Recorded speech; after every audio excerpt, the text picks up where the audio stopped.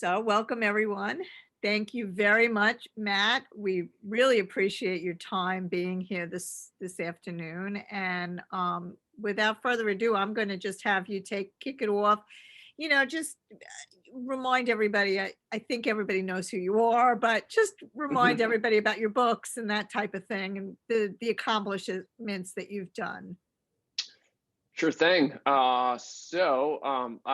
I describe myself as an endurance sports coach, nutritionist, and author. I've been running most of my life. Started as a kid. My dad ran marathons. I grew up in New Hampshire, and my dad was a runner, so I thought that seems cool. Picked it up, ran in high school. My dad's also a writer, so I'm a chip off the old block. I picked up an interest in writing from him as well. Throughout my childhood, that's all I ever wanted to do as far as a profession when I grew up, is become a writer, and didn't necessarily plan to put the running and or the endurance sports and the writing together, but that's how it worked out. My first break really after college was a job with a startup endurance sports magazine in Sausalito, California. And it just, I I feel like I just play for a living, honestly. It doesn't even seem like work, but I love sports. I love writing, and to get to marry the two is great. I remain or have remained an athlete myself, got into triathlons in the late 90s, started coaching in 2001, picked up the sports nutrition certification in 2006. My first book, triathlon, was it called? Triathlete Magazine's Complete Triathlon Book or something like that, came out in 2003. Many other books have followed. 80-20 running is an example. How Bad Do You Want It? Life is a Marathon. My latest one is called The Comeback Quotient. I have a huge and abiding interest in the psychological dimension of endurance sports. So that latest one, The Comeback Quotient, tackles that aspect of the endurance experience. And that's me in a nutshell. So you've also done some really interesting ultra marathons. Can you talk a little bit about those? Yeah, I'm a Johnny come lately to ultras. In high school, I ran track and cross country. Everything is pretty short, and I like that stuff. So I stopped running for a number of years, but when I got back into it in the late 90s, ultra running wasn't what it is today. I mean, people were doing it, but it wasn't like, that's nearly as popular. So I got into road running, everything from 5Ks all the way up to marathons, and I really enjoyed that, and just saw improvement at all those standard distances. But meanwhile, interest in trail running and ultra running were growing, and the thing that, two things actually got me to finally dip my toes into the ultra world. One was that, I started to slow down at at the familiar distances. I mean, you can only set so many half marathon PRs before like you've set your last one. So that, it was like a different sort of competitive outlet where I wasn't going to have to compare myself to my younger self. And also, because endurance, ultra running was becoming so popular, people were approaching me asking for coaching or training plans for ultras. And I didn't feel it's still running, but I didn't feel super comfortable providing that type of coaching without personal experience. I mean, there are great running coaches who have never run, period, but that's not me. Like, I like to have my own experience feed into the guidance that I offer. So with those two reasons, I decided to try ultras. I still haven't, I've only done a handful, up to 50 miles. I DNF'd 100K around this time last year, almost exactly a year ago. So got some unfinished business in the ultra domain for sure. So can you talk to us a little bit? I know the last time you spoke to us, you talked about the 80/20 books. I think specifically we were talking about the 80/20 triathlon or triathlete. But if you can address both the runner and triathlete, that would be great. Just to Yeah. talk a little bit about like how that method works and why it's so effective. Yeah. One of the most fundamental variables of endurance training is intensity, right? You've got frequency, duration, and intensity. Those are the ingredients of which all endurance training is made. And then, slightly broader than intensity, which is essentially, how hard you're working relative to your limit at any given moment.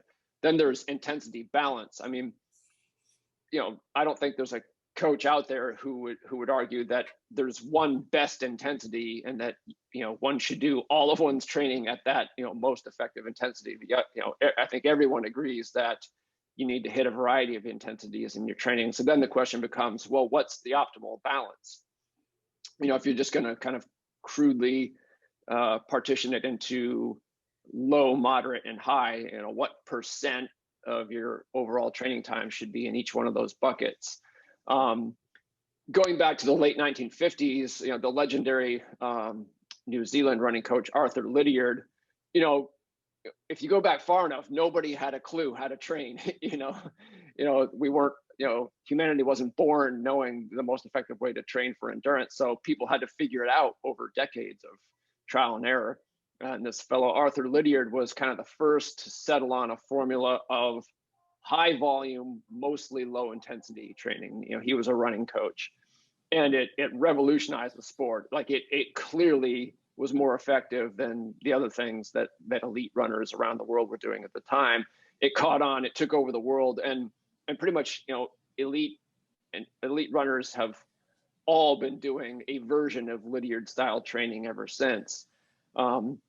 And then fast forward to the early 2000s, and a researcher named Steven Seiler, American-born, who lives and works in Norway now, he thought it would be interesting to try to actually quantify how intensity balance in elite endurance athletes. And he was interested not just in runners, but in all endurance disciplines, from cyclists to cross-country skiers to rowers. And what he found was across the board, this interesting consistency where elite endurance athletes around the world in all disciplines seem to spend about 80% of their total training time at low intensity and 20% at moderate and high intensities. But that clearly wasn't always the case. And what's interesting is that rowers don't really talk to cross-country skiers. So in biology, there's this term convergent evolution, and it's when something, some trait appears in nature independently in different species. And if it works well, if it solves a survival problem, it'll catch on. And the example that's always cited, that's the camera eye. Like the type of eye that we have evolved independently in, I think, more than 40 different species. So anyway, like Seiler hypothesized that that's what happened in endurance training, was that this 80-20 balance is the most effective way to train for endurance sports. And it was inevitable that over time, it would be discovered, and that once it was discovered, that it would proliferate. And so that's pretty much what everyone's doing now. The thing is, like, if you go below the elite level, the stakes are very high at the elite level, where people's livelihoods, gold medals depend on training in the most effective way. If you go below that level, the stakes aren't as high. You don't, again, as a biologist would say, there's less selection pressure. You can get away with doing methods that are decent, pretty effective, but not the most effective. So what research has shown is that very, very few amateur endurance athletes are doing the 80-20 thing. Now, one might say, oh, well, that's because they don't have the genes to handle it, or because they don't have the time or durability to train as much. And elite athletes are made out of space materials and they're barely even human, whereas the rest of us, that 80-20 thing can't possibly apply to me, Joe or Jane, 28-minute 5K runner. But in fact, it does. The controlled studies the studies that have found the 80-20 thing in elite athletes are observational. Like, no elite endurance athlete is going to let a scientist ruin their training for the sake of science, Seiler just observed how elite athletes train. But with recreational athletes, what scientists have begun to do is, the classic controlled study where they take, 50 runners, divide them into two groups of 25, have one of them train with like a 50-50 intensity balance, which is actually what most runners do.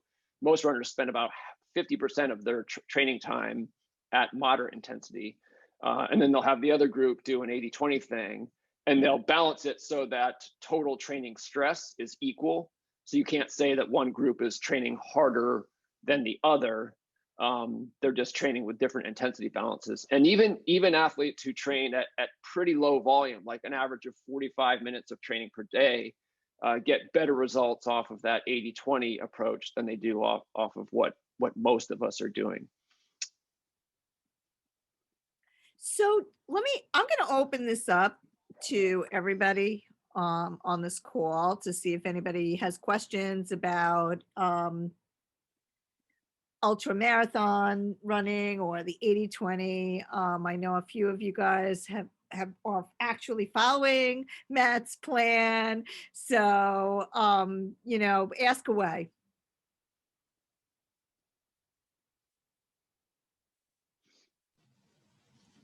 So actually, Matt, I understand. I had a different question. I understand that you had COVID and that you're still experiencing symptoms. You're a long hauler, as they term.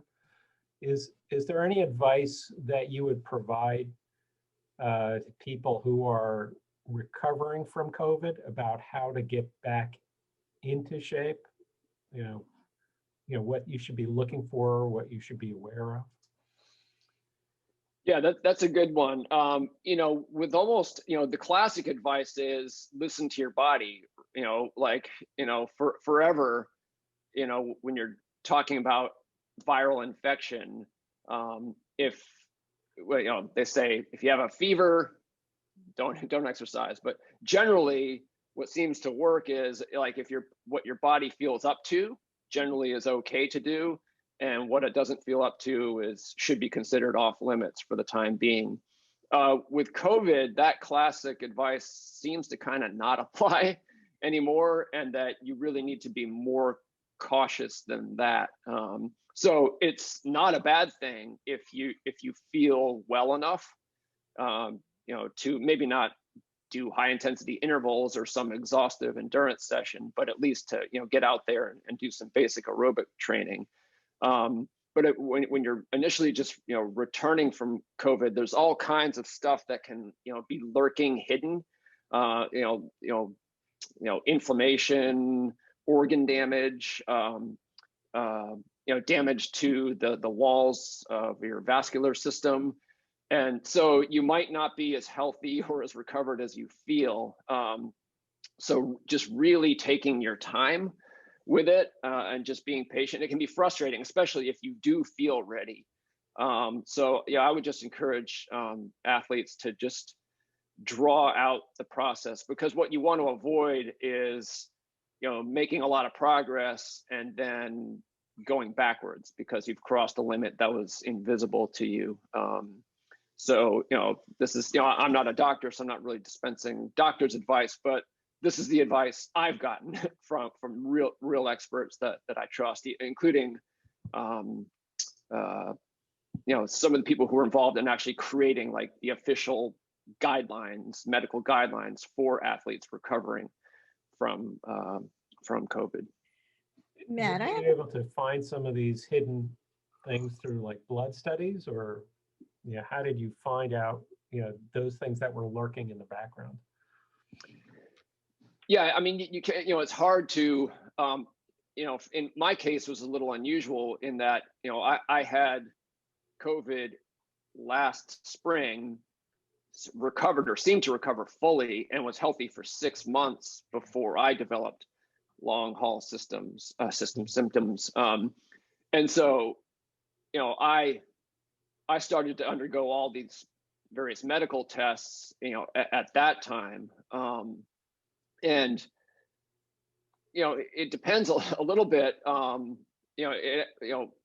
I passed almost every test with flying colors. And that's the frustration for a lot of long haulers, is that the essence of the condition for a lot of people seems to be really, it's a version of chronic fatigue syndrome. And chronic fatigue syndrome is famously difficult to diagnose. Like they're working on tests for it, but there kind of sort of are none. So there are two distinct phenomena. One is the regular sequela that follow from the infection. So you get sick, you recover, but there's lingering damage. That's not long haul syndrome. Long haul syndrome is like a condition unto itself. So you could have the virus, you could have lingering damage to your organs and systems, and then you can have the long haul stuff. So if you have inflammation of the heart, you know, you can find that, but you got to get the right test done for it. And most insurers aren't going to do the test unless, you know, it seems like, you know, medically necessary. So it's hard to, it's hard to get these kind of diagnostics done, like in a just in case sort of way. So that's why, you know, the advice is to just sort of assume maybe you have a touch of myocarditis, and you know that kind of thing will go away if you take your time. And then the long haul thing is a different kettle of fish. I think they're still determining too, like, you know, what it is that happens to you. For example, my brother-in-law, right? He had COVID also early on and just recently had a stroke, and they were attributing it to COVID. Yeah. So it's like nobody knows really what is going on. So with that in mind, what do you think about coming back to triathlon and running events in person? Oh, I'm sorry. Are you asking like, what do I think about mass participation events? Well, I'm glad I'm the guy. I'm glad I'm not the guy who has to decide whether to host these things or who has to make them work.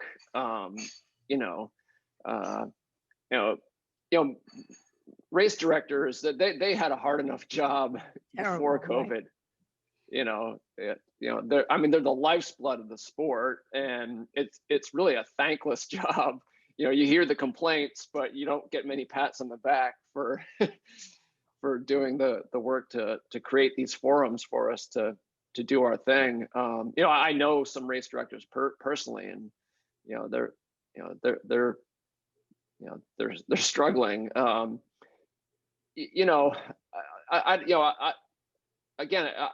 just not knowledgeable enough to formulate policy around that. I just know like the demand is there. You know, athletes want to get together to compete, but the realities are also there. You know, and so they're on a kind of collision course. You know, we can figure it out, and it's been interesting to see some of the various permutations. I mean, you've seen some interesting elite only events.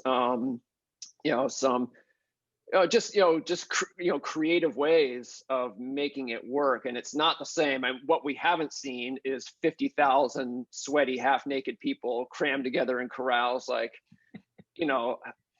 how do we get back there? Do we get back there? I don't know, but I just feel like we almost have to figure it out because the realities aren't going away and the demand isn't going away either. So it's just going to be one of these processes. We'll get there. I just don't know exactly what it's going to look like. Question? Do you think they're going to start, like, when they do start back, with like mandatory mask wearing for these types of events and stuff? And how would you navigate that? I guess, that's one, not during competition. I did one very, very, very, very low key marathon, in-person marathon back in July. A friend who has a running club in the San Jose, California area put it together. And, it was, he checked all the boxes. Like it was in a, held in a park that was open for public use at the time. It was a very limited number of people. And we all wore masks and kept socially distant until the event started. And then so we literally took our masks off as we started the event.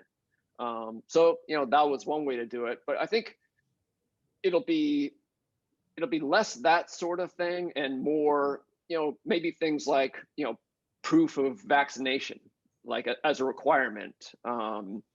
You sign a waiver, already for races, and this could be just sort of an additional step where you have to prove you've been vaccinated. I'm just tossing that out as a for example. So it might be like, a laundry list of like no magic wand that makes it all work, but like a number of little things that collectively make it doable. Yeah, they've like started some races like over here, like smaller races that have like corrals and things like that. But I mean, granted, it's hard to get into them because of their limiting the participants, but I just don't feel comfortable doing them anyway. I don't want, it's hard enough to run if you're out of shape and recovering from COVID, and then to wear a mask on top, it's just painful. So yeah. I mean, that's really just, that's another reality, right? Like, yeah. I mean, you could take measures that ruin the sport. Like nobody's going to put up with that. Yeah. If it's just not even worth it anymore. So that I include that among sort of the hard realities that we have to work through and around. Racing with a mask on. Try swimming with a mask on. I know. I'm just starting the process of what I want to do, whether it's swimming and biking or whatever the case may be. And I'm just starting to be able to go into the pool, and I'm like, how do you do this? Do you wear your mask to the pool? Like, so my own mental anxiety of just getting to the pool, I haven't gone to the pool. Somebody I mean, that's part of it too, is that, I mean, there are some people who are just reckless, right? They're like, I'm Superman, I'm Superwoman, I'll be fine. And then there are some people who are, just terrified.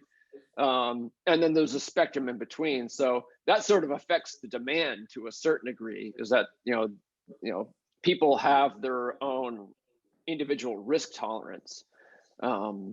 And that factors into it as well.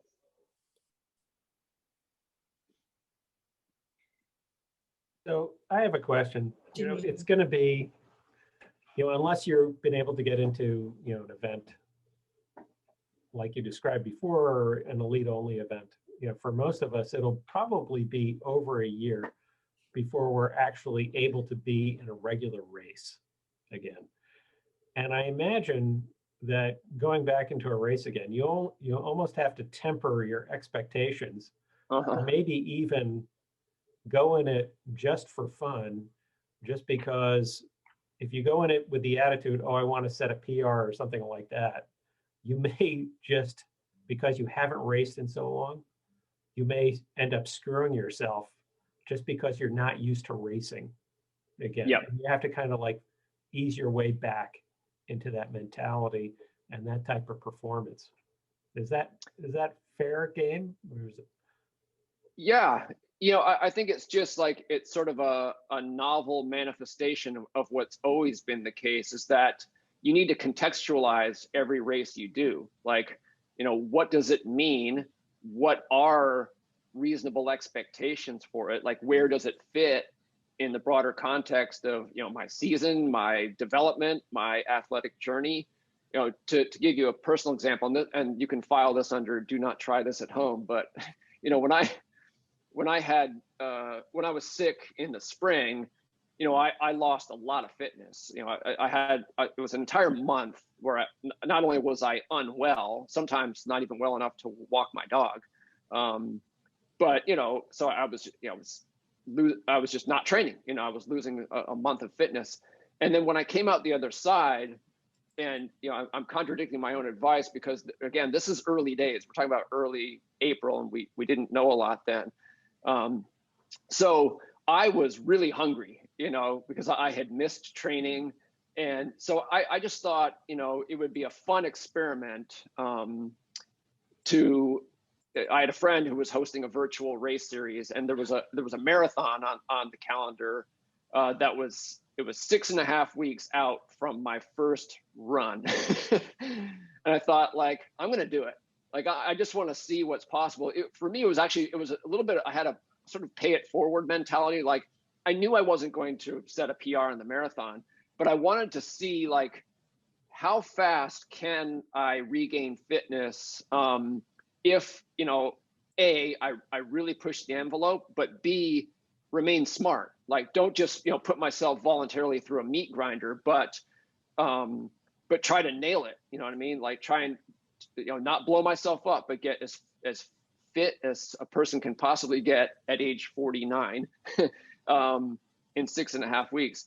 And so I framed it exactly right, because that mentality motivated me. But I didn't go into it with expectations that would lead to almost inevitable disappointment. Like, I ended up pleasantly surprised. Like, my time was like 15 minutes slower than my personal best, but only 15 minutes slower than my personal best. You know what I mean? And I learned a ton through the process. So, I mean, that's just a very particular example, but it's the kind of mentality that I think that can work for anyone. It's just like, just be realistic, know where you are, and what this next competition means for you. And you have full license. No one else can tell you that. All you're trying to do is set yourself up for success. Like, give the race a meaning and a purpose that fits, that works for you now. And it also helps to assume that it's not the last race you'll ever do. You know what I mean? So it's like, it doesn't have to be, the one that you tell your grandkids about. Janine, you had a question. You're on mute. Thanks. Sorry. Yeah, I did a small sprint in Baltimore, actually in October of last year, and I think most of us were there. It was a joyful race, I'd say, because we were all just happy to race. It was a limited participation thing. So I did have a question on the 80-20 method. So I did follow 80-20 a couple of years ago with with success. But I wondered, it seemed the zones, especially the 2 keep away zones, are very tight, and I wondered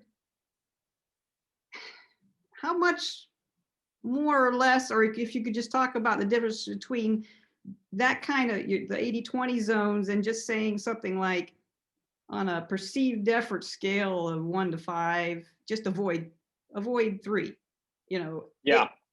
If you could talk about that, because sometimes sometimes the whole heart rate thing would just be like annoying, Yep. Yeah. Yeah, that's a really good question. And here's how I look at it. There's only one threshold that really matters in all of this, and that's that first ventilatory threshold.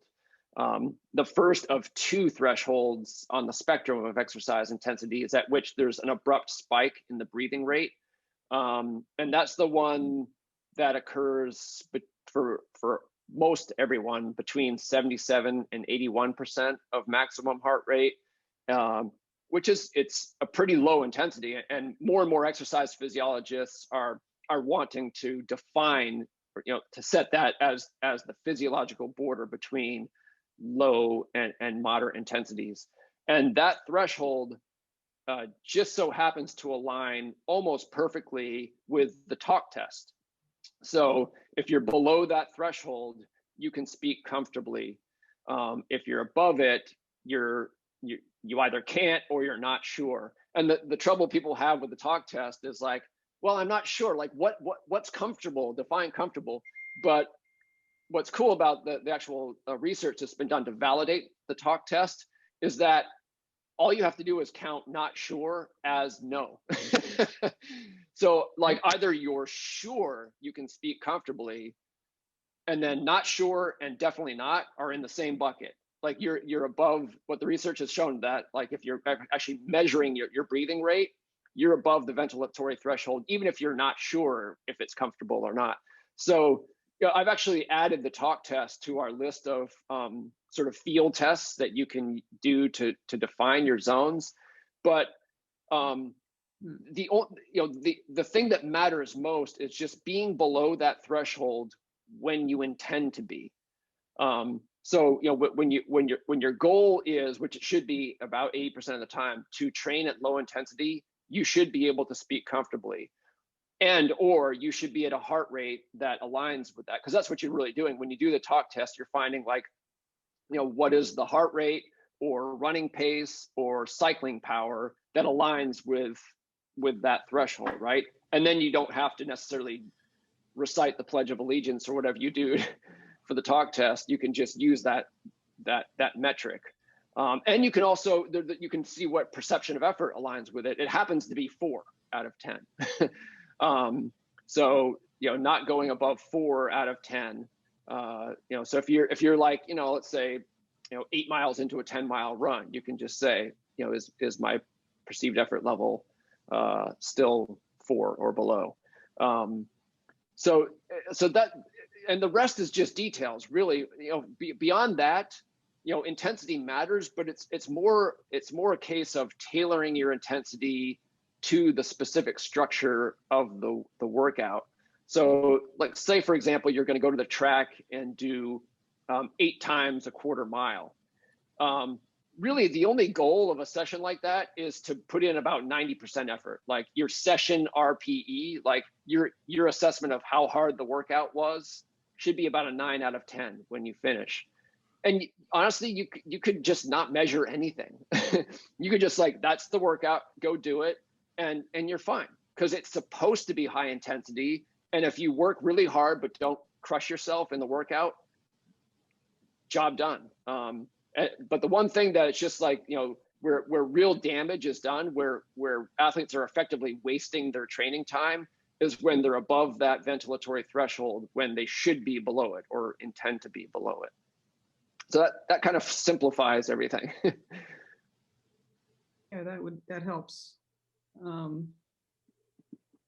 Yeah, I have a harder time on the bike trying to figure out, between heart rate and power, and there's too much going on there to say, I don't know, am I a 3 or a 4 or a 5? I don't know. Yeah. Yeah.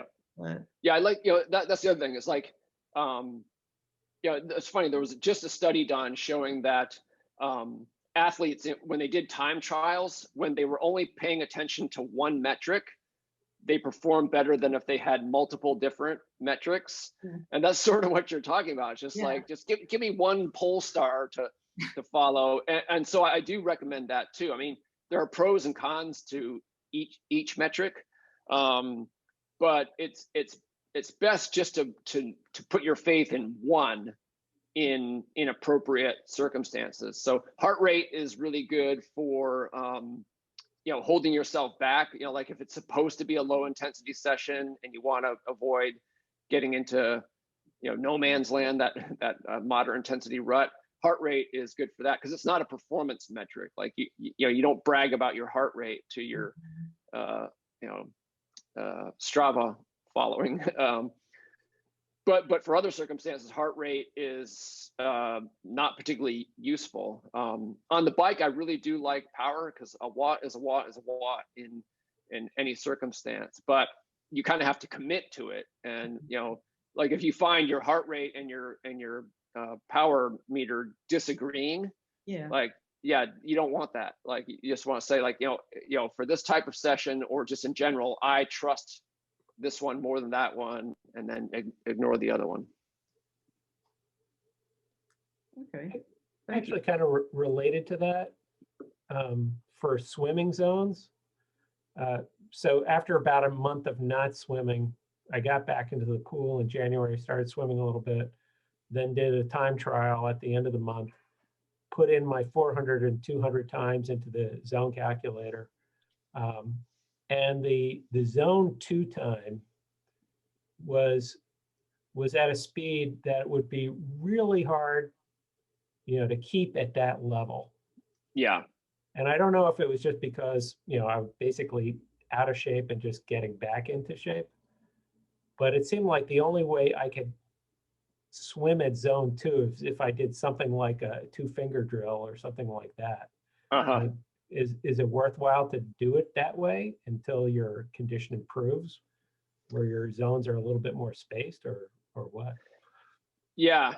Now, there you're reminding me of another recently published study where they had cyclists do time trials of different durations, and they were trying to find, I think the shortest one was either 9 minutes, I think maybe 9 minutes. And so they had a spectrum of different durations for time trials, and they were trying to find how predictive each one was of functional threshold power, which is your 1 hour power. And not unsurprisingly, they found that, like, the closer to an hour you rode in a time trial, the more the result aligned, or was truly predictive of your functional threshold power. And what that study reveals is that fitness is not one thing. There are many components to fitness, and they don't operate on the same time scales. Like, that's why, like, power lifters will start tapering for a powerlifting competition, like, 3 weeks out. Like, 3 weeks out, they will do their heaviest lifts, and then they put their feet up, because it takes that long, for those energy systems, to fully recover and optimize for competition.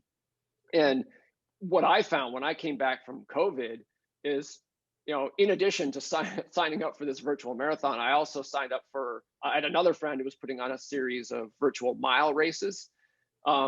So I was kind of, because I didn't really care. I was just having fun, like, getting fit. So I was trying to build my endurance and get ready for a marathon, but I was also working on my speed to get ready for these virtual mile races.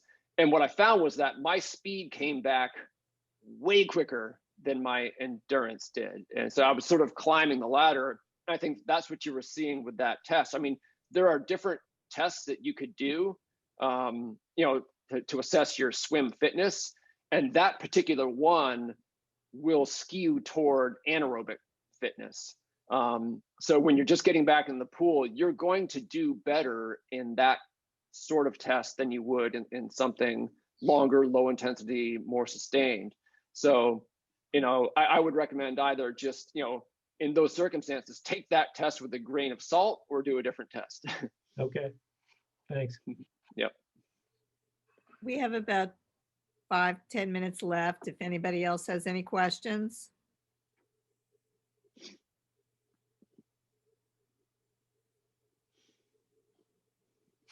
Wow, you answered everything, Matt. This was great. So tell us a little bit about your new book, The Comeback Quotient, and just give us like a little rundown and where we can pick it up. Sure thing. Yeah. So the subtitle of that one, which kind of unpacks it, is A Get Real Guide to Building Mental Fitness in Sport and Life. And it really is, like, I'm not a psychologist, but every coach kind of is. That's a big part of the job. And, as I mentioned at the outset, like, I've always been intensely interested in the psychological dimension of the sport. I think, everyone gives lip service to it. Oh yeah, it's half mental, but it really is. And a lot of people just sort of, they work on their physical fitness and they hope their mental fitness improves, but, like, you really have to be more intentional about the process than that. And there's some really cool science being done that like finally is actually quantifying the performance effect of mental fitness separate from physical fitness. And like, you know, like just like a certain approach to training might make you 15% better in a time trial, the same thing will happen if you do the right kind of mental training. Like it really works. And you know, I've seen this, I believe it. And in my coaching work, I've just sort of, you know, kind of like evolved my own approach, kind of my own philosophy. And so, you know, I define mental fitness as the ability to make the best of a bad situation. And in endurance sports, like it's always a bad situation. Like, you know, something is always like not going well. And I mean, every single day, like some, you know, if that's not the case, then it's perfect and you're done. And so then the question is like, what does it take to make the best of a bad situation? And in my experience, it's the ability and willingness to fully face reality as it presents itself to you. It's kind of a three-step process. First, you have to accept a difficult reality. Then you have to embrace it. And embracing it doesn't mean you pretend you like it. It means you actually consciously decide, you know what?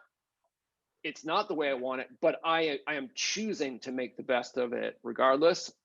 And then the third and final step is addressing that reality, which requires, you know, obviously effort, but it also requires judgment. And judgment tends to be overlooked. People, you know, when people pull off great comebacks, we tend to overemphasize the amazing effort that was involved, and overlook the great decision making that was involved. So this book it emerged out of the work that I do with my one-on-one coaching clients, where like, you know, I actively work to develop their mental fitness, and this is how I do it. Like, you know, if I had one of my clients here with you, they would say, Matt's a hard ass. and what they would mean by that is, you know, that I won't, we're all capable of denying reality, of kind of fooling ourselves, like living a lie. And there are, you know, hardwired instincts that cause us to do that, but it never is for the best in the long term. It's always best to just, you know, kind of have the courage to face the reality that's confronting you. Because, you know, you can't solve a problem you don't admit exists, or that you haven't made the effort to properly define. And so that's what I do with my athletes, and I just wanted to kind of broaden my reach by putting it in a book and sharing it with everyone. And you know, you can get it in all the usual places. Weirdly, there was a lag between the publication of the print and ebook versions and the audio version. So I know a lot of endurance athletes like audiobooks because you can train while you're listening. So the audio version of this one doesn't come out until the 23rd of this month, but it is coming. Great, thank you. I'm curious, question about your book. Does it cover include injury? Like, I know I denied I had an injury for like a year until I finally said, all right, I'm injured, you know, wear a boot for 6 weeks and do all that stuff. Does it cover that? Yep. Okay. Yes. Yeah. Yeah. I define bad situation very broadly to encompass like anything that could possibly go wrong, you know, in the experience of an endurance athlete, from, you know, the training side to the racing side to even the health side. So I mean, look at me right now. You know, I can't really train properly because of a health situation. So yeah, it runs the gamut. But injury is probably, you know, the most salient one. Like if you think about things going wrong as an athlete. Thanks. There was a USA Triathlon just had a seminar of, you know, like a whole week-long whatever endurance exchange, and a big theme of it was mental health. And they were talking about depression and, you know, just in endurance sports. It was really interesting, and I think that this book just fits right in. You should have been a speaker there. Yeah. But I plan on getting the book, and I'm sure everybody on this call will probably get one too. So thank you. Thank you for all you do for the endurance community, Matt. You're really amazing, and we all appreciate you. So thank you. Yeah. I appreciate that. Thank you for providing this forum. Yeah, so we're all playing our role. Absolutely. All right. Well, everybody have a great day. Thank you again. Okay, thank Thanks, you. Thank Matt. you. All right. Thank take Thank care, you. everyone. Bye.